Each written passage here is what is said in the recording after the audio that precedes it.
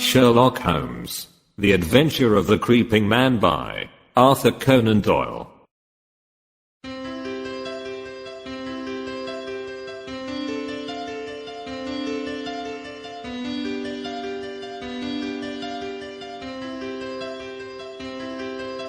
Mr. Sherlock Holmes was always of opinion that I should publish the singular facts connected with Professor Presbury, if only to dispel once for all the ugly rumors which some 20 years ago agitated the university, and were echoed in the learned societies of London. There were, however, certain obstacles in the way, and the true history of this curious case remained entombed in the tin box which contains so many records of my friend's adventures. Now we have at last obtained permission to ventilate the facts which formed one of the very last cases handled by Holmes before his retirement from practice. Even now a certain reticence and discretion have to be observed in laying the matter before the public. It was one Sunday evening early in September of the year 1903 that I received one of Holmes's laconic messages. Come at once if convenient, if inconvenient come all the same. S.H. The relations between us in those latter days were peculiar. He was a man of habits, narrow and concentrated habits, and I had become one of them. As an institution I was like the violin, the shag tobacco, the old black pipe, the index books, and others perhaps less excusable. When it was a case of active work and a comrade was needed upon whose nerve he could place some reliance, my role was obvious. But apart from this I had uses. I was a whetstone for his mind. I stimulated him. He liked to think aloud in my presence.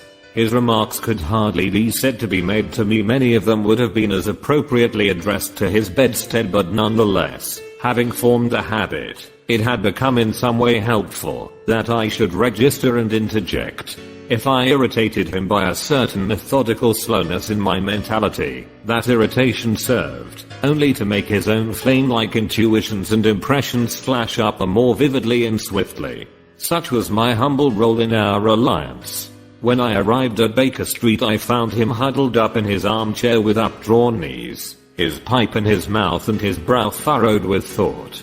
It was clear that he was in the throes of some vexatious problem.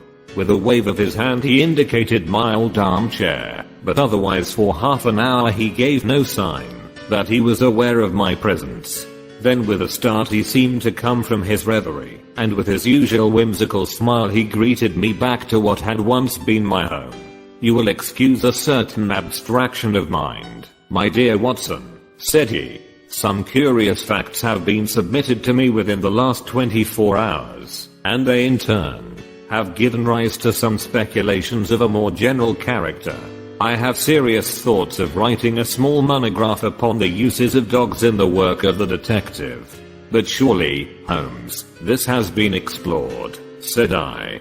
Bloodhounds, sleuthhounds. No, Watson. That side of the matter is, of course, obvious. But there is another which is far more subtle. You may recollect that in the case which you, in your sensational way, coupled with the copper beeches, I was able, by watching the mind of the child, to form a deduction as to the criminal habits of the very smug and respectable father. Yes, I remember it well. My line of thoughts about dogs is analogous. A dog reflects the family life. Whoever saw a frisky dog in a gloomy family, or a sad dog in a happy one? Snarling people have snarling dogs, dangerous people have dangerous ones, and their passing moods may reflect the passing moods of others. I shook my head. Surely, Holmes, this is a little far-fetched, said I. He had refilled his pipe, and resumed his seat, taking no notice of my comment. The practical application of what I have said is very close to the problem which I'm investigating. It is a tangled skein, you understand, and I'm looking for a loose end. One possible loose end lies in the question: why does Professor Presbury's wolfhound, Roy, endeavor to bite him? I sank back in my chair in some disappointment. Was it for so trivial a question as this that I had been summoned from my work? Holmes glanced across at me. The same old Watson, said he. You never learn that the gravest issues may depend upon the smallest things. But is it not on the face of it strange that a staid, elderly philosopher, you've heard of Presbury, of course, the famous Camford physiologist, that such a man, whose friend has been his devoted wolfhound, should now have been twice attacked by his own dog? What do you make of it? The dog is ill. Well, that has to be considered. But he attacks no one else, nor does he apparently molest his master, save on very special occasions. Curious, Watson, very curious. But young Mr. Bennet is before his time, if that is his ring. I had hoped to have a longer chat with you before he came. There was a quick step on the stairs, a sharp tap at the door, and a moment later the new client presented himself. He was a tall, handsome youth about 30, well dressed and elegant, but with something in his bearing which suggested the shyness of the student, rather than the self-possession of the man of the world. He shook hands with Holmes, and then looked with some surprise at me. "This matter is very delicate, Mr. Holmes," he said. "Consider the relation in which I stand to Professor Presbury both privately and publicly. I really can hardly justify myself if I speak before any third person. Have no fear, Mr. Bennet. Dr. Watson is a very soul of discretion, and I can assure you that this is a matter in which I am very likely to need an assistant. As you like, Mr. Holmes. You will, I'm sure, understand my having some reserves in the matter. You will appreciate it, Watson, when I tell you that this gentleman, Mr. Trevor Bennet, is professional assistant to the great scientist, lives under his roof, and is engaged to his only daughter. Certainly we must agree that the professor has every claim upon his loyalty and devotion. But it may best be shown by taking the necessary steps to clear up this strange mystery. I hope so, Mr. Holmes. That is my one object. Does Dr. Watson know the situation? I have not had time to explain it. Then perhaps I had better go over the ground again, before explaining some fresh developments. I will do so myself, said Holmes, in order to show that I have the events in their due order. The Professor, Watson, is a man of European reputation. His life has been academic. There has never been a breath of scandal. He is a widower with one daughter, Edith. He is, I gather, a man of very virile and positive, one might almost say combative, character. So the matter stood until a very few months ago. Then the current of his life was broken. He is 61 years of age, but he became engaged to the daughter of Professor Morphy, his colleague in the chair of comparative anatomy. It was not, as I understand, the reasoned courting of an elderly man, but rather the passionate frenzy of youth. For no one could have shown himself a more devoted lover. The lady, Alice Morphy, was a very perfect girl both in mind and body, so that there was every excuse for the professor's infatuation. Nonetheless, it did not meet with full approval in his own family. We thought it rather excessive, said our visitor. Exactly. Excessive and a little violent and unnatural. Professor Presbury was rich, however, and there was no objection upon the part of the father. The daughter, however, had other views, and there were already several candidates for her hand, who, if they were less eligible from a worldly point of view, were at least more of an age. The girl seemed to like the professor in spite of his eccentricities. It was only age which stood in the way. About this time a little mystery suddenly clouded the normal routine of the professor's life. He did what he had never done before. He left home, and gave no indication where he was going. He was away a fortnight, and returned looking rather travel-worn. He made no allusion to where he had been, although he was usually the frankest of men. It chanced, however, that our client here, Mr. Bennet, received a letter from a fellow student in Prague, who said that he was glad to have seen Professor Presbury there, although he had not been able to talk to him. Only in this way did his own household learn where he had been. Now comes the point. From that time onward a curious change came over the professor. He became furtive and sly. Those around him had always the feeling that he was not the man that they had known, but that he was under some shadow which had darkened his higher qualities. His intellect was not affected. His lectures were as brilliant as ever, but always there was something new, something sinister and unexpected. His daughter, who was devoted to him, tried again and again to resume the old relations and to penetrate this mask which her father seemed to have put on. You, sir, as I understand, did the same, but all was in vain. And now, Mr. Bennett, tell in your own words the incident of the letters.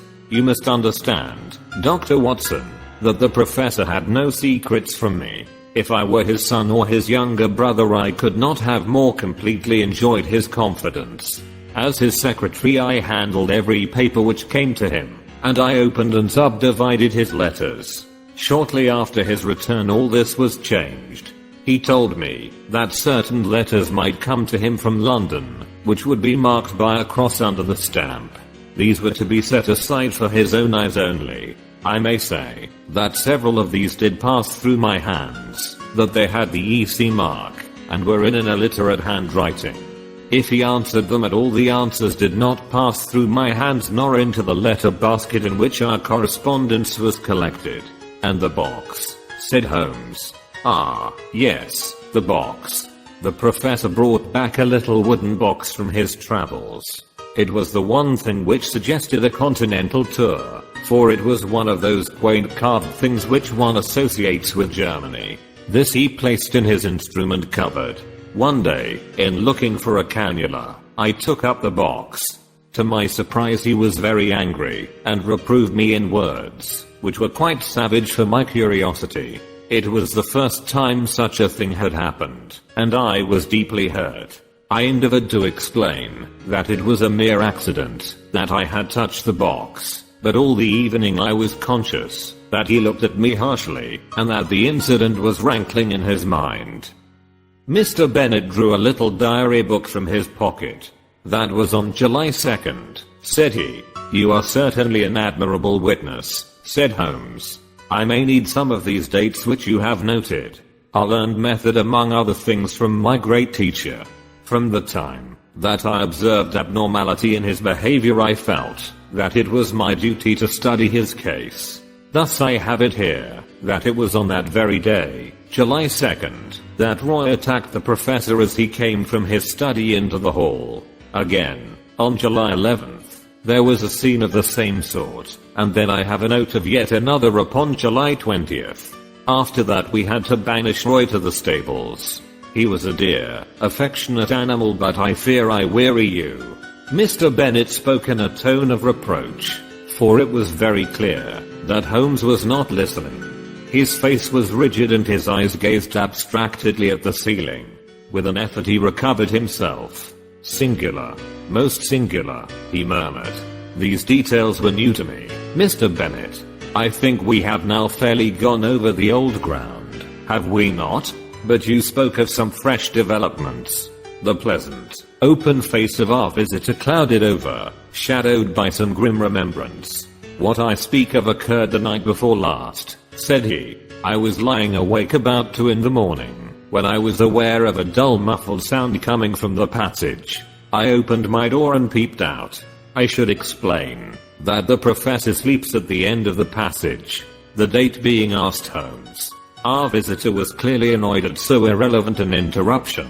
I have said, sir, that it was the night before last, that is, September 4th. Holmes nodded and smiled. Pray continue, said he. He sleeps at the end of the passage, and would have to pass my door in order to reach the staircase. It was a really terrifying experience, Mr. Holmes. I think that I'm as strong-nerved as my neighbors, but I was shaken by what I saw. The passage was dark save that one window halfway along it threw a patch of light. I could see that something was coming along the passage, something dark and crouching. Then suddenly it emerged into the light, and I saw that it was he. He was crawling, Mr. Holmes, crawling. He was not quite on his hands and knees. I should rather say on his hands and feet, with his face sunk between his hands. Yet he seemed to move with ease. I was so paralyzed by the sight that it was not until he had reached my door that I was able to step forward and ask if I could assist him. His answer was extraordinary. He sprang up, spat out some atrocious word at me, and hurried on past me, and down the staircase. I waited about for an hour, but he did not come back. It must have been daylight before he regained his room. Well, Watson, what make you of that? Asked Holmes with the air of the pathologist who presents a rare specimen. Lumbago, possibly. I have known a severe attack make a man walk in just such a way, and nothing would be more trying to the temper. But, Watson, you always keep us flat-footed on the ground. But we can hardly accept lumbago, since he was able to stand erect in a moment. He was never better in health, said Bennett. In fact, he is stronger than I have known him for years. But there are the facts, Mr. Holmes. It is not a case in which we can consult the police, and yet we are utterly at our wits' end as to what to do, and we feel in some strange way that we are drifting towards disaster.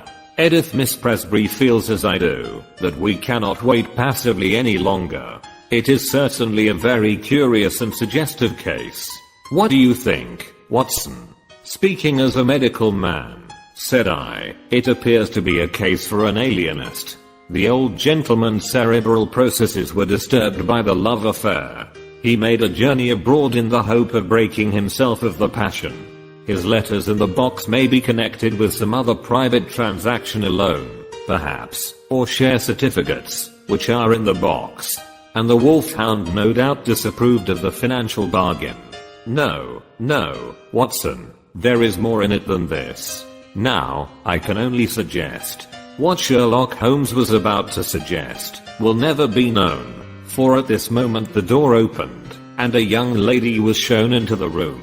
As she appeared, Mr. Bennett sprang up with a cry, and ran forward with his hands out, to meet those which she had herself outstretched. Edith, dear, nothing the matter, I hope.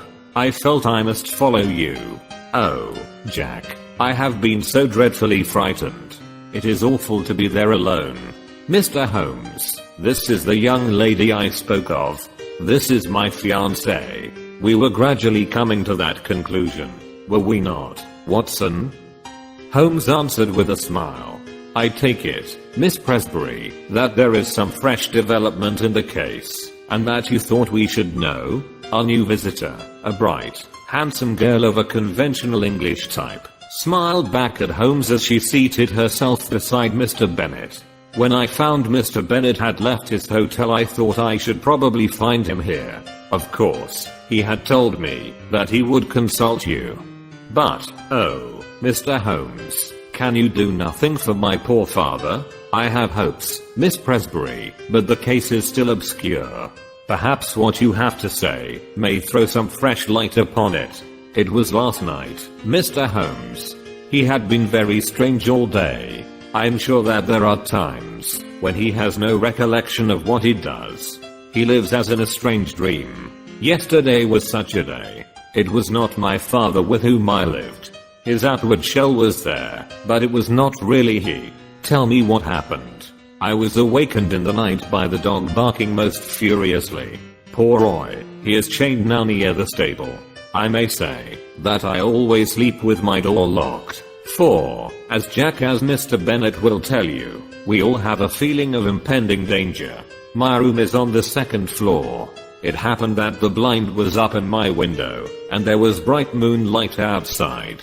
As I lay with my eyes fixed upon the square of light, listening to the frenzied barkings of the dog, I was amazed to see my father's face looking in at me. Mr. Holmes, I nearly died of surprise and horror. There it was pressed against the window pane, and one hand seemed to be raised, as if to push up the window. If that window had opened, I think I should have gone mad. It was no delusion, Mr. Holmes. Don't deceive yourself by thinking so. I dare say it was 20 seconds or so that I lay paralyzed and watched the face. Then it vanished, but I could not spring out of bed and look out after it. I lay cold and shivering till morning. At breakfast he was sharp and fierce in manner, and made no allusion to the adventure of the night. Neither did I, but I gave an excuse for coming to town, and here I am. Holmes looked thoroughly surprised at Miss Presbrey's narrative. My dear young lady, you say that your room is on the second floor. Is there a long ladder in the garden? No, Mr. Holmes. That is the amazing part of it. There is no possible way of reaching the window, and yet he was there. The date being September 5th, said Holmes. That certainly complicates matters. It was the young lady's turn to look surprised. This is the second time that you have alluded to the date, Mr. Holmes, said Bennett. Is it possible that it has any bearing upon the case? It is possible, very possible, and yet I have not my full material at present. Possibly you are thinking of a connection between insanity and phases of the moon. No, I assure you. It was quite a different line of thought. Possibly you can leave your notebook with me, and I will check the dates. Now I think, Watson, that our line of action is perfectly clear. This young lady has informed us, and I have the greatest confidence in her intuition that her father remembers little or nothing which occurs upon certain dates. We will therefore call upon him, as if he had given us an appointment upon such a date. He will put it down to his own lack of memory. Thus we will open our campaign by having a good close view of him. That is excellent, said Mr. Bennett. I warn you, however, that the professor is irascible and violent at times. Holmes smiled. There are reasons why we should come at once, very cogent reasons, if my theories hold good. Tomorrow, Mr. Bennett will certainly see us in Camford. There is, if I remember right, an inn called the Checkers where the port used to be above mediocrity and the linen was above reproach. I think, Watson, that a lot for the next few days might lie in less pleasant places. Monday morning found us on our way to the famous university town, an easy effort on the part of Holmes, who had no routes to pull up, but one which involved frantic planning and hurrying on my part, as my practice was by this time not inconsiderable. Holmes made no allusion to the case until after we had deposited our suitcases at the ancient hostel of which he had spoken. I think, Watson, that we can catch the professor just before lunch. He lectures at 11 and should have an interval at home. What possible excuse have we for calling? Holmes glanced at his notebook. There was a period of excitement upon August 26th. We will assume that he is a little hazy as to what he does at such times. If we insist that we are there by appointment, I think he will hardly venture to contradict us. Have you the effrontery necessary to put it through? We can but try. Excellent, Watson. Compound of the busy bee and Excelsior. We can but try, the motto of the firm. A friendly native will surely guide us. Such a one on the back of a smart hansom swept us past a row of ancient colleges, and, finally turning into a tree-lined drive, pulled up at the door of a charming house, girt round with lawns, and covered with purple wisteria. Professor Presbury was certainly surrounded with every sign not only of comfort but of luxury. Even as we pulled up, a grizzled head appeared at the front window, and we were aware of a pair of keen eyes from under shaggy brows which surveyed us through large horn glasses. A moment later we were actually in his sanctum, and the mysterious scientist, whose vagaries had brought us from London, was standing before us. There was certainly no sign of eccentricity either in his manner or appearance, for he was a portly, large-featured man, grave, tall, and frock-coated, with the dignity of bearing which a lecturer needs. His eyes were his most remarkable feature, keen, observant, and clever to the verge of cunning. He looked at our cards. Pray sit down, gentlemen. What can I do for you? Mr. Holmes smiled amiably. It was the question which I was about to put to you, Professor. To me, sir. Possibly there is some mistake. I heard through a second person that Professor Presbury of Camford had need of my services. Oh, indeed. It seemed to me that there was a malicious sparkle in the intense grey eyes. You heard that, did you? May I ask the name of your informant? I'm sorry, Professor, but the matter was rather confidential. If I have made a mistake, there is no harm done. I can only express my regret. Not at all. I should wish to go further into this matter. It interests me. Have you any scrap of writing, any letter or telegram, to bear out your assertion? No, I have not. I presume that you do not go so far as to assert that I summoned you? I would rather answer no questions, said Holmes. No, I dare say not, said the professor with asperity. However, that particular one can be answered very easily without your aid. He walked across the room to the bell. Our London friend, Mr. Bennet, answered the call. Come in, Mr. Bennet. These two gentlemen have come from London under the impression that they have been summoned. You handle all my correspondence. Have you a note of anything going to a person named Holmes? No, sir, Bennet answered with a flush. That is conclusive, said the professor, glaring angrily at my companion. Now, sir, he leaned forward with his two hands upon the table. It seems to me that your position is a very questionable one. Holmes shrugged his shoulders. I can only repeat that I'm sorry that we have made a needless intrusion. Hardly enough, Mr. Holmes, the old man cried in a high screaming voice, with extraordinary malignancy upon his face. He got between us and the door as he spoke, and he shook his two hands at us with furious passion. You can hardly get out of it so easily as that.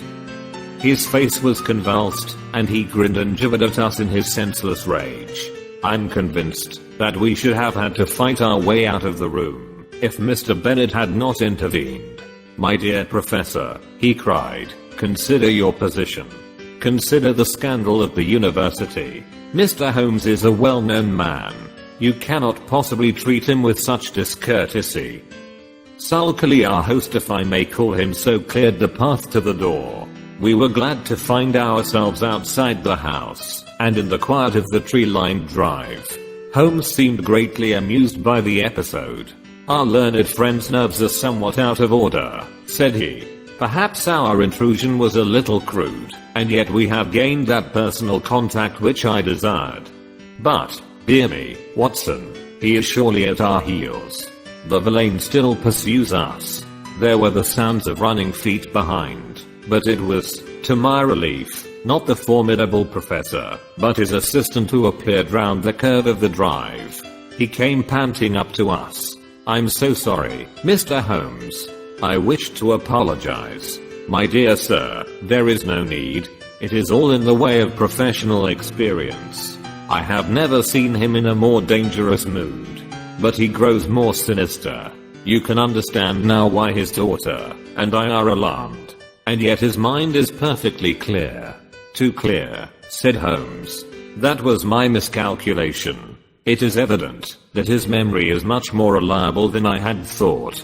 By the way, can we, before we go, see the window of Miss Presbury's room? Mr. Bennet pushed his way through some shrubs, and we had a view of the side of the house.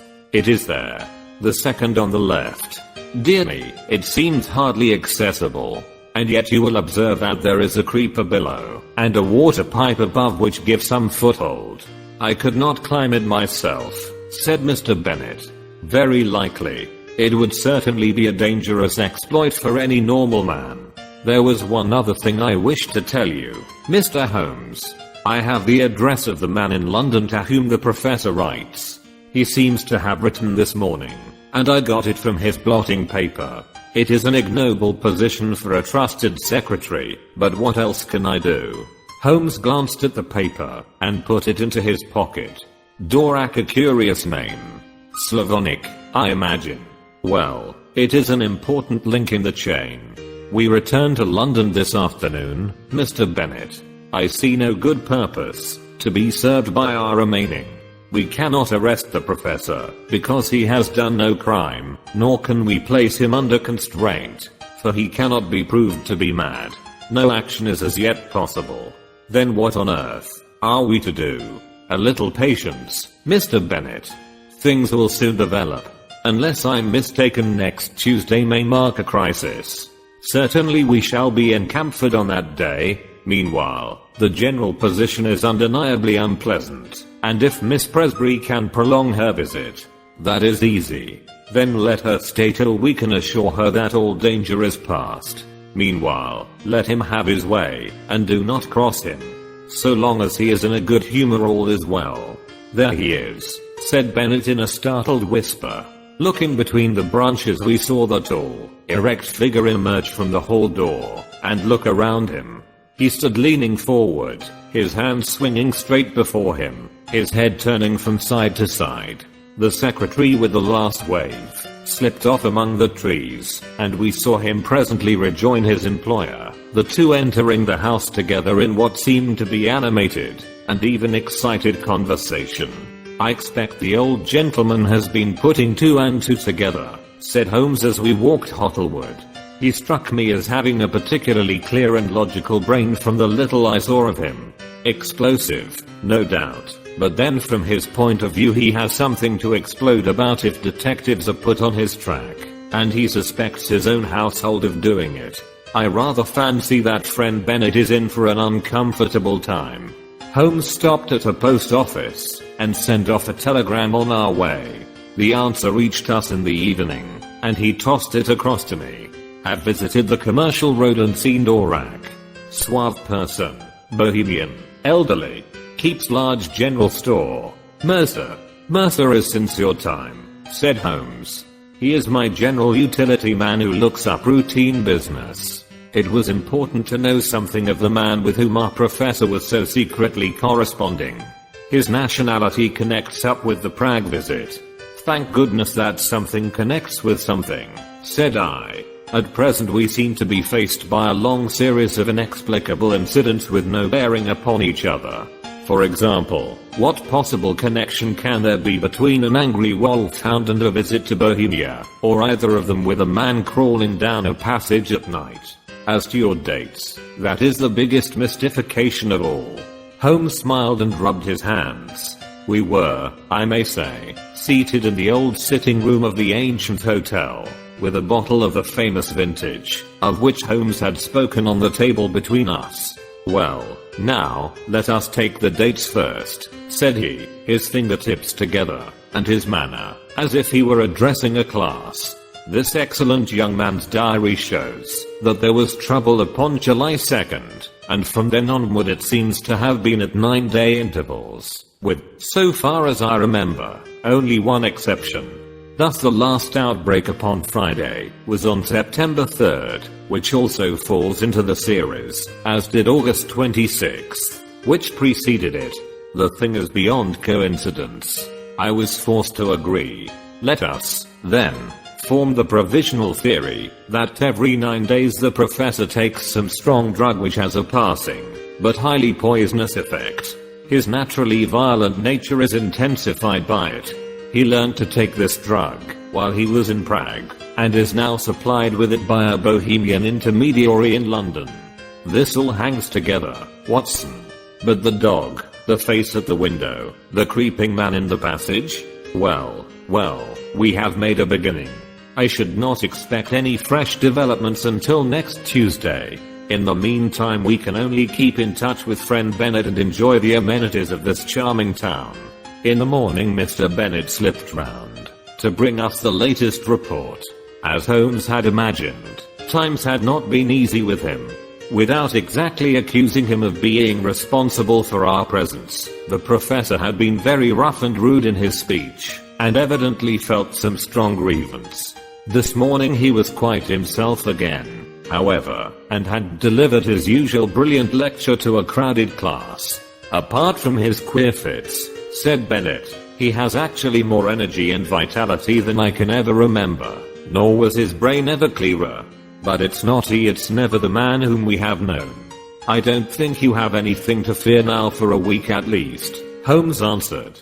"I'm a busy man, and Dr. Watson has his patients to attend to. Let us agree that we meet here at this hour next Tuesday, and I shall be surprised if before we leave you again we are not able to explain, even if we cannot perhaps put an end to, your troubles. Meanwhile, keep us posted in what occurs." I saw nothing of my friend for the next few days, but on the following Monday evening I had a short note asking me to meet him next day at the train. From what he told me as we traveled up to Camford, all was well. The peace of the professor's house had been unruffled, and his own conduct perfectly normal. This also was the report which was given us by Mr. Bennett himself, when he called upon us that evening at our old quarters in the Chequers. He heard from his London correspondent today. There was a letter and there was a small packet, each with a cross under the stamp which warned me not to touch them. There has been nothing else. That may prove quite enough, said Holmes grimly. Now, Mr. Bennet, we shall, I think, come to some conclusion tonight. If my deductions are correct, we should have an opportunity of bringing matters to a head. In order to do so, it is necessary to hold the professor under observation. I would suggest, therefore, that you remain awake and on the lookout. Should you hear him pass your door, do not interrupt him, but follow him as discreetly as you can. Dr. Watson and I will not be far off. By the way, where is the key of that little box of which you spoke? Upon his watch chain. I fancy our researches must lie in that direction. At the worst, the lock should not be very formidable. Have you any other able-bodied man on the premises? There is the coachman, Macphail. Where does he sleep? Over the stables. We might possibly want him. Well, we can do no more until we see how things develop. Goodbye, but I expect that we shall see you before morning. It was nearly midnight before we took our station among some bushes immediately opposite the hall door of the professor. It was a fine night, but chilly, and we were glad of our warm overcoats.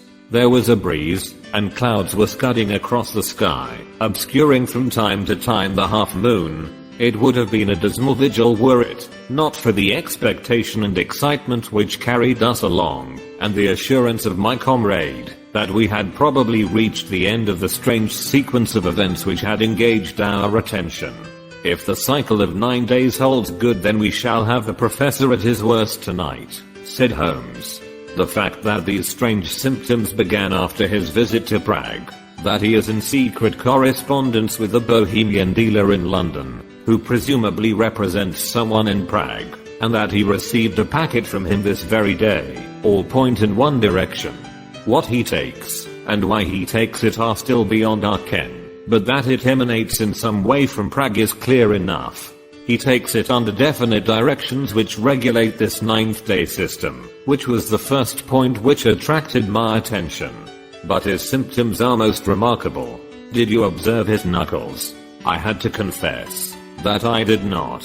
Thick and horny in a way, which is quite new in my experience. Always look at the hands first, Watson. Then cuffs, trouser knees, and boots. Very curious knuckles which can only be explained by the mode of progression observed by Holmes. Paused, and suddenly clapped his hand to his forehead. Oh, Watson, what a fool I have been. It seems incredible, and yet it must be true. All points in one direction. How could I miss seeing the connection of ideas? Those knuckles, how could I have passed those knuckles? And the dog, and the ivy. It's surely time that I disappeared into that little farm of my dreams. Look out, Watson. Here he is. We shall have the chance of seeing for ourselves.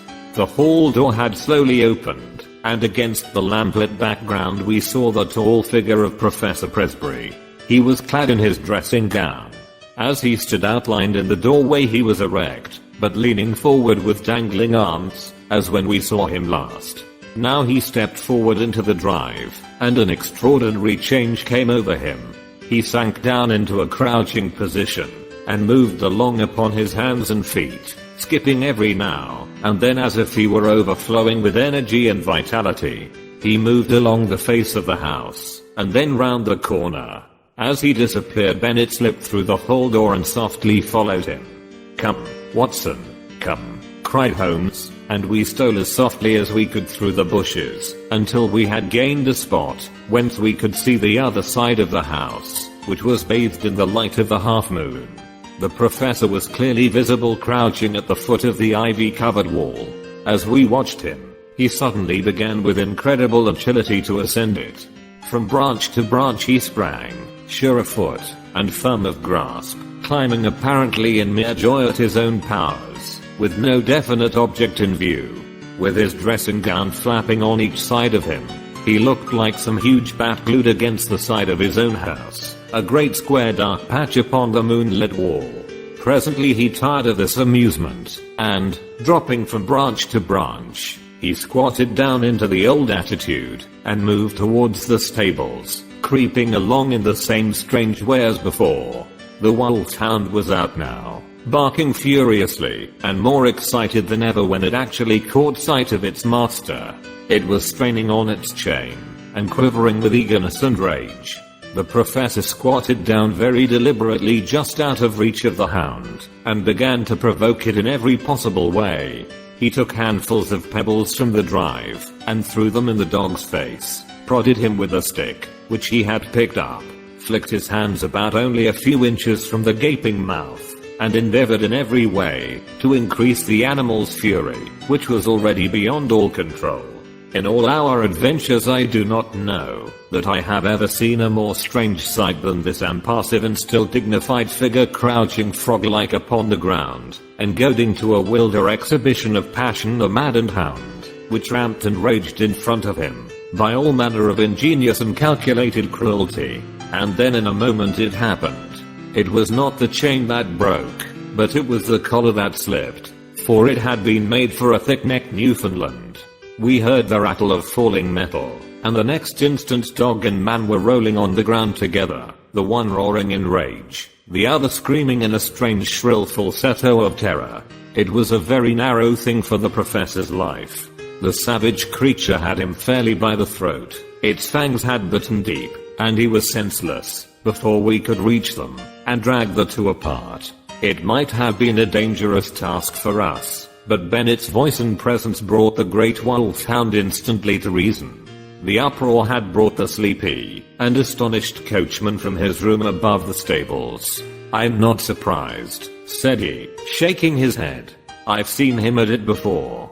I knew the dog would get him sooner or later." The hound was secured, and together we carried the professor up to his room, where Bennett, who had a medical degree, helped me to dress his torn throat. The sharp teeth had passed dangerously near the carotid artery, and the hemorrhage was serious. In half an hour the danger was past. I had given the patient an injection of morphia, and he had sunk into deep sleep. Then, and only then, were we able to look at each other, and to take stock of the situation. "I think a first-class surgeon should see him," said I. "For God's sake, no," cried Bennett. "At present the scandal is confined to our own household.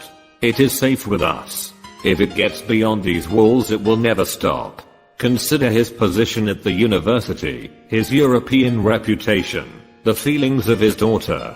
"Quite so," said Holmes. "I think it may be quite possible to keep the matter to ourselves, and also to prevent its recurrence, now that we have a free hand. The key from the watch chain, Mr. Bennett. Macphail will guard the patient and let us know if there is any change. Let us see what we can find in the professor's mysterious box." There was not much, but there was enough: an empty file, another nearly full, a hypodermic syringe, several letters in a crabbed foreign hand. The marks on the envelopes showed that they were those which had disturbed the routine of the secretary, and each was dated from the Commercial Road and signed A. Dorak.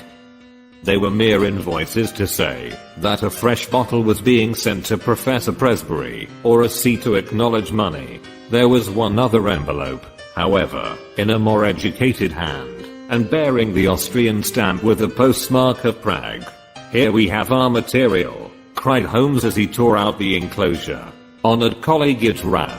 "Since your esteemed visit I have thought much of your case, and though in your circumstances there are some special reasons for the treatment, I would nonetheless enjoin caution, as my results have shown that it is not without danger of a kind. It is possible that the serum of anthropoid would have been better. I have, as I explained to you, used black-faced langur, because a specimen was accessible. Langur is, of course, a crawler and climber, while anthropoid walks erect, and is in always nearer. I beg you to take every possible precaution, that there be no premature revelation of the process. I have one other client in England, and Dorak is my agent for both. Weekly reports will oblige. Yours with high esteem, H. Lowenstein. Lowenstein. The name brought back to me the memory of some snippet from a newspaper which spoke of an obscure scientist who was striving in some unknown way for the secret of rejuvenescence and the elixir of life. Lowenstein of Prague. Lowenstein with the wondrous strength-giving serum, tabooed by the profession, because he refused to reveal its source. In a few words I said what I remembered. Bennett had taken a manual of zoology from the shelves. Langer, he read. The great black-faced monkey of the Himalayan slopes, biggest and most human of climbing monkeys. Many details are added. Well, thanks to you, Mr. Holmes, it is very clear that we have traced the evil to its source. The real source, said Holmes, lies, of course, in that entimely love affair which gave our impetuous professor the idea that he could only gain his wish by turning himself into a younger man. When one tries to rise above nature, one is liable to fall below it. The highest type of man may revert to the animal if he leaves the straight road of destiny. He sat musing for a little with the file in his hand, looking at the clear liquid within. When I have written to this man and told him that I hold him criminally responsible for the poisons which he circulates, we will have no more trouble. But it may recur. Others may find a better way. There is danger there, a very real danger to humanity. Consider, Watson, that the material, the sensual, the worldly would all prolong their worthless lives. The spiritual would not avoid the call to something higher. It would be the survival of the least fit. What sort of cesspool may not our poor world become? Suddenly the dreamer disappeared, and Holmes, the man of action, sprang from his chair. I think there is nothing more to be said, Mr. Bennett. The various incidents will now fit themselves easily into the general scheme. The dog, of course, was aware of the change far more quickly than you. His smell would ensure that. It was the monkey, not the professor, whom Roy attacked, just as it was the monkey who teased Roy. Climbing was a joy to the creature, and it was a mere chance, I take it, that the pastime brought him to the young lady's window. There is an early train to town, Watson, but I think we shall just have time for a cup of tea at the Checkers before we catch it.